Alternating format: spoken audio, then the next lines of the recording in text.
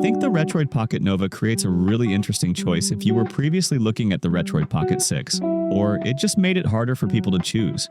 These two devices are incredibly similar inside. The Pocket Nova is built entirely around nostalgia, giving you a 4.5-inch AMOLED screen with a 4:3 aspect ratio, and they somehow make it even lighter than Pocket 6. As we don't have the Nova yet, I'll be using footage of the Retroid Pocket 6 and Ayaneo Pocket Air Mini throughout this video. The Nova's overall footprint is remarkably close to the Pocket Air Mini, and its performance matches the Pocket 6. If you visit their site, you will see that the chip inside the Nova is called this. It is the same Snapdragon 8 Gen 2 chip you find in the Retroid Pocket 6 and Odin 2 series. Instead of dropping in the full smartphone version, they use the model that strips out unnecessary parts like the 5G cellular modem to keep manufacturing costs down. Handheld makers used to just call it a Snapdragon 8 Gen 2 to keep things simple for buyers. But Qualcomm want people to know it is a different product line than their mobile phone chips. So Retroid and Ayn have to use the official names now. Nova is also surprisingly light at just 255 grams, and it still packs a 5000 mAh battery in active cooling. What really stands out is how the pricing stacks up.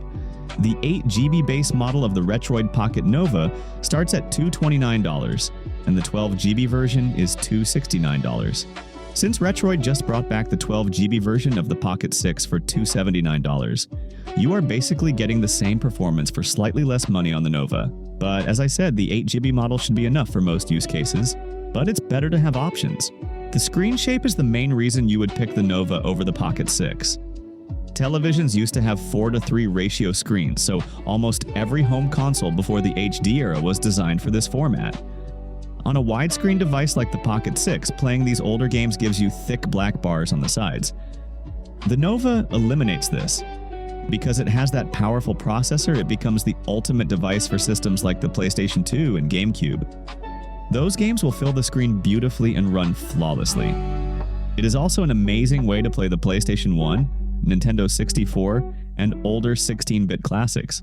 Speculating based on the official spec sheets, if I have to compare its size to the Ayaneo Pocket Air Mini, it should be an incredibly close match. Looking at the numbers, they take up almost the exact same footprint, though the Nova would technically be just a few millimeters wider and taller. Where I think you will really feel the difference is in the depth. The Nova is listed as noticeably thinner, which should make it feel a little less bulky and easier to slide into your pocket.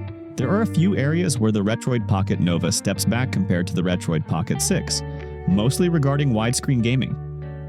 If you try to emulate something newer like PSP, Switch, or even PC titles, the experience will feel a bit cramped. Those platforms rely on a 16:9 layout. Playing them on the Pocket Nova means you will see black bars on the top and bottom of the picture, and the text can become hard to read. The chip has plenty of power to run these games, but the screen shape is just not a good fit for them. I think that's okay. If you care about those types of systems more, you should probably get the Pocket 6. In the end, if your main goal is playing PC games or modern widescreen systems, the Pocket 6 remains the better choice. But if you want a dedicated machine for classic home consoles that runs perfectly without any wasted screen space, I think the Retroid Pocket Nova will be an incredible value.